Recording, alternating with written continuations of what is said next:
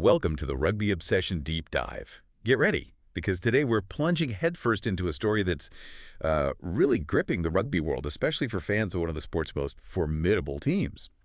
And hey, if you love staying on top of all things rugby, make sure you hit that subscribe button for Rugby Obsession. That way you never miss a deep dive into the biggest stories shaping the game. Okay, let's unpack this. Our core topic today.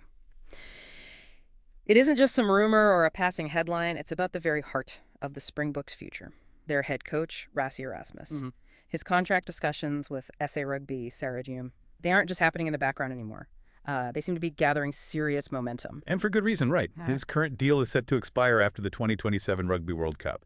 Exactly. And reports from Rappaport have really sort of pulled back the curtain on this, highlighting the urgency and the high stakes involved. So our mission today is to dive deep into what's happening behind the scenes, what it means for South African rugby's future, and crucially, why you, as a fan, should care about one of the most successful coaches in the game right now. Yeah, and what's truly fascinating here, I think, beyond just the headlines, is understanding the sheer impact Erasmus has already had. You got to think back to 2018. Right. That's when he first rejoined the Springboks, not just as a coach, but in that groundbreaking dual role. Head coach and director of rugby. That was a big move. Revolutionary, really. Totally. It wasn't just the title change. It was a whole strategic shift. And look what happened within a year, 2019, Rugby World Cup glory. That dual role, it allowed for this incredible alignment between the big picture, the strategy for SA Rugby, and the actual day-to-day stuff on the field. He could basically write the blueprint and build the house at the same time. Then, in 2020, we saw that shift.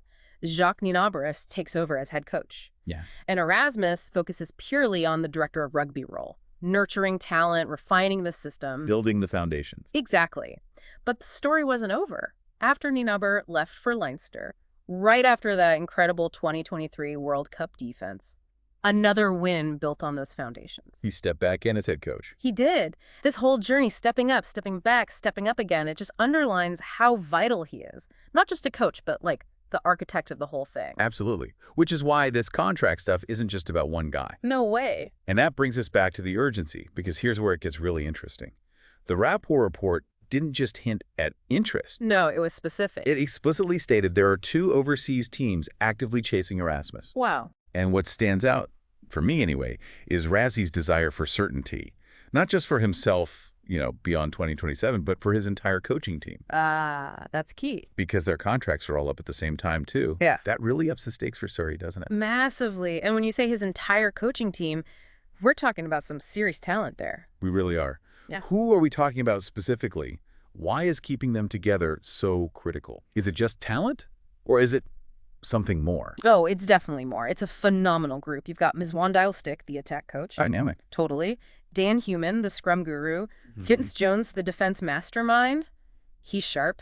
Very. Then Jerry Flannery, Deon Davids, Tony Brown. Plus you've got the strategic minds like Dwayne Vermeulen as that roving coach, bringing that player perspective. Invaluable. Absolutely. And Jocko Piper, the national laws advisor, making sure they're navigating the rules perfectly.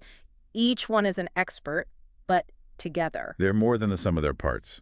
Exactly. The synergy is almost as important as the individual skill. They've got this shared language, this understanding of the Springbok way, this collective vision. It just works. So losing even one piece would hurt. Significantly. But losing the whole unit because the head coach's future is up in the air, that would be, seismic. It really shows Rassie's leadership, advocating for the whole group's stability. He gets that the strength is in the pack. Yeah, that makes sense. And if we connect that to the bigger picture, it shines a light on another vital relationship here. Erasmus and the SA Rugby CEO, Rian Oberholzer. The report highlights Oberholzer's non-interference policy with team selections. That sounds small, but it's huge, isn't it? Oh, it's absolutely crucial. It gives Erasmus the freedom, the autonomy to just do his job without bureaucratic meddling. It signals real trust. A partnership based on trust and strategic alignment, that's pretty rare in pro sports. You don't see it often at that level, no. Then Oberholzer's impact goes beyond just not interfering. His own contract's been extended to 2028. Right, on the exec committee's recommendation. That says a lot. It does. And under him, SA Rugby's finances have apparently boomed. How does that financial health connect to what we see on the pitch? Oh, it's a direct line.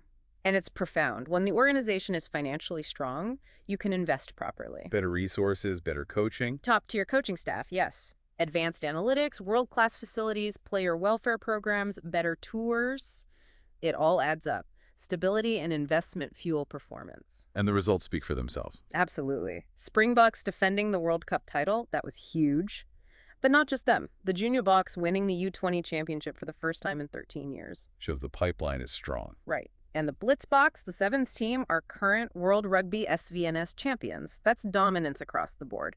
It really proves the strength of that leadership combo, Erasmus and Oberholzer, and how money and medals go hand in hand. Okay, so let's talk Rassie's record then. The raw numbers. What does this all mean for his legacy? Well, the numbers are pretty staggering. He's coached 42 tests across his 2 stints.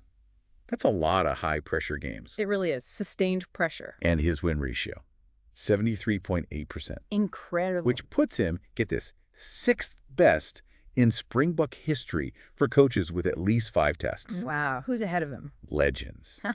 Kitch Christie, obviously, perfect, 100%.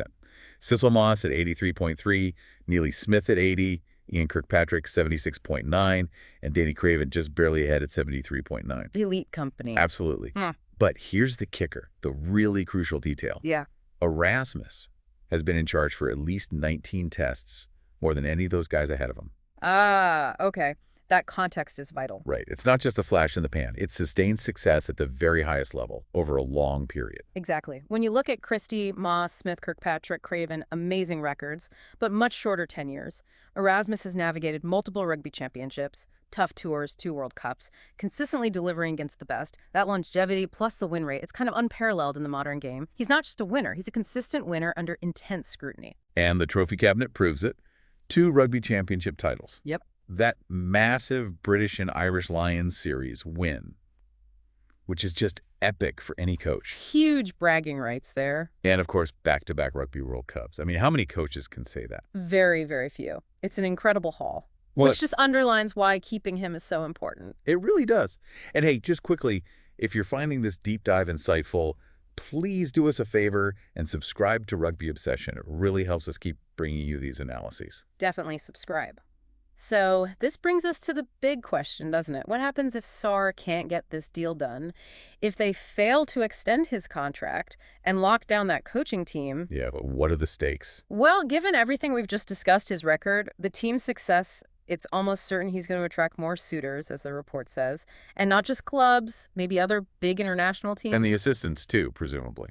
Oh, absolutely. They're hot property now, too, losing that whole cohesive unit.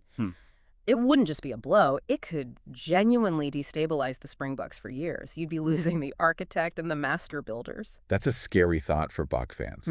So bringing it back to the present, what's the immediate focus on the field? Right now, it's defending that rugby championship title. That kicks off soon. They've got those huge back-to-back games against the Wallabies and South Africa first up. And they've built some momentum, right? Yeah. Mid-year wins. Yeah, solid wins against the Babas, Italy twice, Georgia. They look ready on the field. But you have to think this contract stuff is, somewhere in the background, especially for the long-term planning towards 2027. So a huge period ahead, both on and off the field. We want to know what you think. What stands out to you about Rassie Erasmus's impact?